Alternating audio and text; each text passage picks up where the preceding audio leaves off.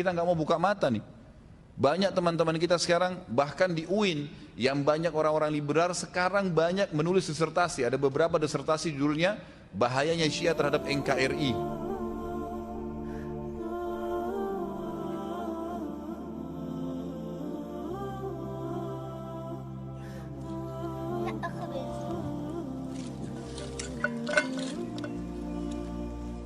العالم بطرانة من قبل خبز هون لك قديش طلعنا واشتعت فيه بالأرض وده العالم بتعطي لحدا بتكبهم. منين الخبز عم يجي؟ مساعدات فاتت للناس. وانتم ما استلمتوا شيء؟ لا لو استلمنا شيء في عنا ما كنا يجينا له خبز وناكله. Kita lihat dan kita sudah dengar sekarang berjalan berapa tahun di Syria, saudara-saudara kita, sampai saya lihat cuplikannya itu luar biasa. Anak-anak kecil sampai pungutin sisa-sisa roti yang sudah tercampur dengan tanah dan menjadi serpian-serpian kecil. Lalu disorting oleh seseorang yang sedang kebetulan lewat dan diangkat di YouTube. Ditanya mereka, apa yang sedang kalian lakukan?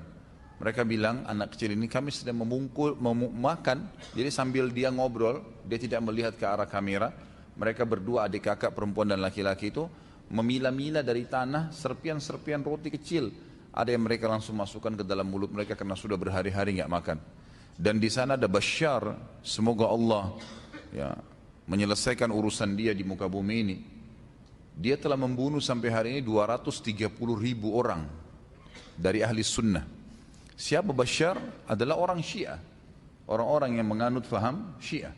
Dan kita sudah tahu Syiah ini, kaum muslimin, Syiah ini adalah kelompok yang dibentuk oleh orang Yahudi. Dibentuk oleh orang Yahudi. Buka mata kalian. Mereka ini kelompok yang sesat dan salah. Mereka dibentuk oleh orang Yahudi yang bernama Abdullah bin Saba. Mengatasnamakan Islam. Tidak layak ada di tengah-tengah kaum muslimin. Di zaman Nabi SAW pada saat orang-orang ada yang memfitnah Aisyah radhiyallahu anha dengan berzina, Abdullah bin Abi Salul, pimpinan orang munafikin, dan beberapa sahabat juga sempat kena fitnah waktu itu. Waktu terbukti beliau tidak berzina, maka dicambuk 80 jerah. Itu hanya menuduh berzina. Orang-orang Syiah sekarang mengkafirkan Aisyah radhiyallahu anha. Jadi mereka jauh lebih besar daripada itu. Kata Nabi SAW, siapa yang mengkafirkan seorang muslim, maka kalimat kafir itu akan kembali kepada salah satu dari keduanya. Kalau kita pertemukan antara seseorang yang sekarang, siapa mereka itu? Lalu mau dipertemukan dengan Aisyah radhiyallahu anha, ummil mu'minin, pemimpin, ini ibunya orang-orang yang beriman. Haram hukumnya kita umat Islam menikah dengan salah satu istri Nabi SAW. Walaupun Aisyah lebih muda pada saat itu digantikan para sahabat.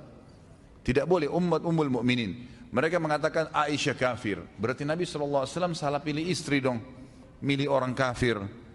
Kita tahu dalam konsep agama kita, dan orang-orang Syiah yang mengaku Islam itu pun tahu, mereka mengatakan bahwasanya orang, dan kita tahu faham itu, kalau seorang laki-laki dan perempuan tidak bercerai di dunia, maka mereka akan bersama di mana?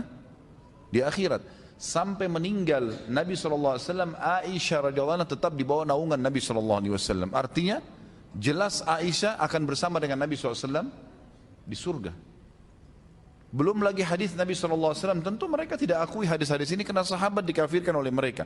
Tapi hadis sahih riwayat Hakim, kata Nabi SAW, saya tidak dinikahkan oleh Allah. Artinya pernikahan Nabi SAW Allah yang atur, kecuali dengan wanita-wanita ahli surga. Artinya semua istri saya ini ahli surga. Dalam hadis yang lain, nanti akan kita titip beratkan di tablik akbar hari Sabtu besok insyaAllah, masalah Talha bin Ubaidillah.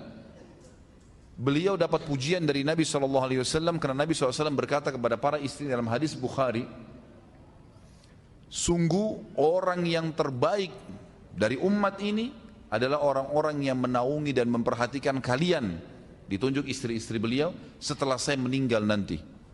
Artinya kita disuruh menghormati, ya, menafkahi. Dan Talha bin Ubaidillah orang yang paling gerilya dalam membiayai ummahatil mu'minin setelah meninggalnya Nabi SAW. Kita disuruh biayain. Mereka mengkafirkan Abu Bakar dan Umar. Siapa Abu Bakar dan Umar? Orang yang pertama masuk Islam, muhajir, yang Allah puji mereka. Disebutkan dalam Al-Quran, Allah sudah ridha dengan mereka. Allah menyuruh, Allah mengatakan radhiyallahu anhum wa radu an, kekal dalam Al-Quran untuk para sahabat, dan itu terutama orang-orang Muhajirin dan Ansar, dan banyak ayat yang memuji masalah ini.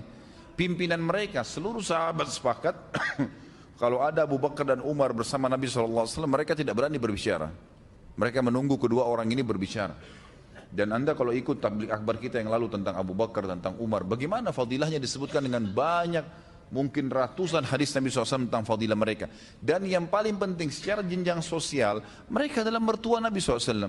Bagaimana bisa dikafirkan mertua Nabi sementara Nabi SAW sendiri memilih mereka sebagai mertua, dan mereka jelas meninggal dalam keadaan Islam.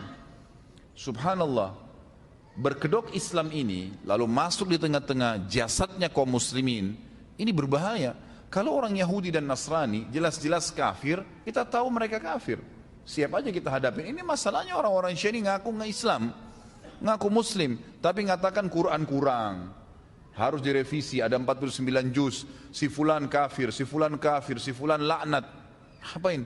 Sampai di Iran sekarang pembunuhnya Umar bin Khattab, Abu Lu'lu, dibuatkan kuburan, masjid dibuatkan kuburan, dan mereka hampir tiap hari ada cuplikannya dengan saya. Dalam bahasa Arab mereka mengucapkan di kuburan itu, ya Allah bangkitkan kami bersama Abu Lu'lu, karena dianggap Abu Lu'lu mujahid bagi mereka karena berhasil membunuh Umar bin Khattab. Pantas mereka dibangkitkan sama Abu Lu'lu nanti, yang jelas-jelas meninggal dalam keadaan kufur, membunuh Amir Mu'minin. Tidak ada satupun sahabat yang mendukung perbuatan Abu Lu'lu kecuali mereka. Siapa orang-orang ini? Subhanallah, masuk di tengah-tengah kubu umat, tapi umat kita ini masih tidur. 230 ribu orang wahai kaum muslimin dibunuh di Syria tiap hari. Dan sejantan, kalau laki-laki itu jantan, dia akan membunuh menghadapi laki-laki. Ini enggak, perempuan, anak-anak, orang tua, semuanya dibunuh. Ini kejantanan dari mana ini, gitu kan? Kalau jantan hadapin laki-laki memang begitu. Dalam Islam kita tahu kalau jihad nggak boleh bunuh perempuan, nggak boleh bunuh anak-anak, nggak boleh bunuh orang tua, nggak boleh bunuh orang menyerah. Ini enggak. Diperkosa, disiksa. Antum kalau lihat cuplikannya bagaimana mereka menyiksa kaum muslimin ahli sunnah ya. Jadi mereka mengatakan ahli sunnah memang pengikut sunnah Nabi SAW, yang sekarang mereka sebarkan lagi momok baru bagi ahli sunnah, Wahabi. Supaya orang ketakutan dengan Wahabi. Siapa Wahabi? Orang yang mengikuti sunnah Nabi. Cirinya apa? Yang berjenggot, yang tidak isbal, yang rajin sholat 5 waktu, yang dahinya hitam. Subhanallah. Orang yang jelas-jelas ikuti sunnah Nabi SAW, mereka katakan Wahabi supaya orang takut. Banyak muslimin ikut-ikutan. Ini bagaimana ini? Gitu. Kenapa kita terus-menerus tidur nggak sadar? Di tengah-tengah kita hidup mereka bersama dengan cara-caranya, metode mereka hidup, dan dibiarkan. Subhanallah, kok ahli sunnah tidak pernah menyakiti orang Syiah, didakwai. Tapi kalau Syiah menyakiti, membunuh ahli sunnah. Mereka anggap halal darahnya. Di Irak mereka membunuh 150 ribu orang, menggulingkan Saddam kemudian menggantungnya. Terakhir mereka masuk di Yaman, mereka merusak lebih dari 100 atau 1000 masjid dan rumah tahfidz Quran. Lalu kemudian mereka mengatakan tahun ini kami akan menyerang Mekah. Bagaimana enggak diserang oleh Raja Salman, itu kan? Wajar raja yang memegang haramain mengambil sebuah keputusan yang pantas untuk mereka. Ini berbahaya di tengah-tengah umat Islam mengaku muslimin tapi bisa membakar Al-Quran, bisa menginjak-injak kepalanya para ulama ahli sunnah dan dibunuh. Universitas-universitas sunnah semua di Yaman sekarang ditutup, di Sana'a. Ini perbuatan yang luar biasa. Dan subhanallah, cara mereka di Yaman kemarin adalah mereka masuk kepada pemerintah. Kemudian mereka sudah membuat militan-militan mereka, kemudian mereka masuk ke pemerintah Yaman.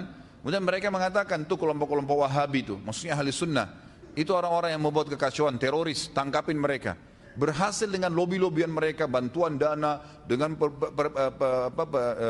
saling berbagi ya, budaya ya, dan seterusnya. Akhirnya pemerintah Yaman betul-betul menganggap begitu, ditangkapin semua. Ulama-ulama ahli sunnah ditangkap-tangkapin. Setelah ditangkap-tangkapin, subhanallah, tidak ada lagi saingan mereka di lapangan. Dengan militansi yang mereka miliki, digulingkan presiden Yaman. Akhirnya apa yang terjadi? Presiden Yaman sendiri baru sadar, baru dia menyurat kepada 6 negara teluk di sekitarnya. Bahrain, Imarat, Qatar, Saudi. Mereka kirim surat, akhirnya minta tolong bantuan. Barulah dibantu dengan saudara-saudara muslimin yang ada di sana. Tapi mereka melakukan itu. Subhanallah. Pola yang mereka gunakan sekarang di Indonesia sama, saudaraku. Sama pendekatan kepada pemerintahan hari-hari sekarang ini sama retorikanya di Yaman. Kita nggak mau buka mata nih. Banyak teman-teman kita sekarang bahkan di UIN yang banyak orang-orang liberal sekarang banyak menulis disertasi. Ada beberapa disertasi judulnya bahayanya Syiah terhadap NKRI. MUI mengeluarkan fatwa tentang waspada terhadap kesesatan Syiah. Sudah disebarin, semua ormas Islam yang bergabung di MUI sudah mengeluarkan fatwa itu. Dai-dai kita sudah membahas di sana sini, mengingatkan hati-hati berbahaya, gitu kan? Ini harus dibuka mata, nggak boleh tinggal diam nih melihat keadaan begini. Minimal sisipkan doa agar Allah SWT sempitkan langkah mereka atau menghilangkan mereka sekaligus dari Indonesia. Ini tidak boleh dibiarin, tidak boleh dibiarin sama sekali. Ini berbahaya sekali di tengah-tengah umat Islam. Mereka seperti racun yang masuk, seperti jarum-jarum yang banyak masuk dalam jantung umat ini. Ini tidak boleh dibiarkan. Kapan mereka berkuasa, saudaraku, pasti mereka akan membantai kaum muslimin. Karena bagi mereka ahli sunnah halal darahnya. Tidak pernah ahli sunnah mengatakan darahnya Syiah halal, tidak pernah.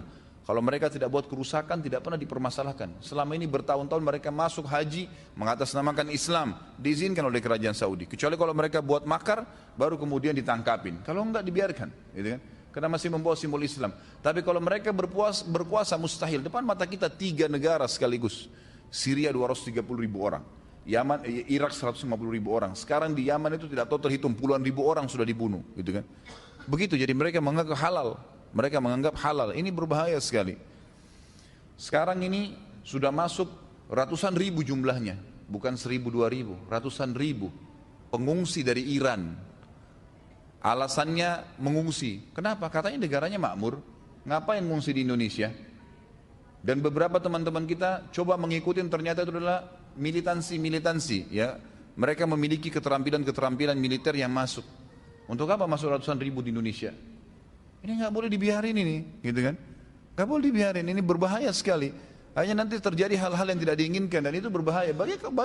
Bagi ahli sunnah sih kalau terjadi hal-hal tertentu kemudian terjadi peperangan itu umat Islam tidak ada masalah, jihad, kan gitu. Bisa saja kita melawan, tapi kita tidak mau ketentraman umat ini terganggu. Masjid akan mereka bakar. Nggak pernah dalam sejarah ahli sunnah membakar masjid Syiah, nggak pernah. Gereja saja kalau kita ekspansi jihad, nggak pernah dibakar, diganti jadi masjid, iya.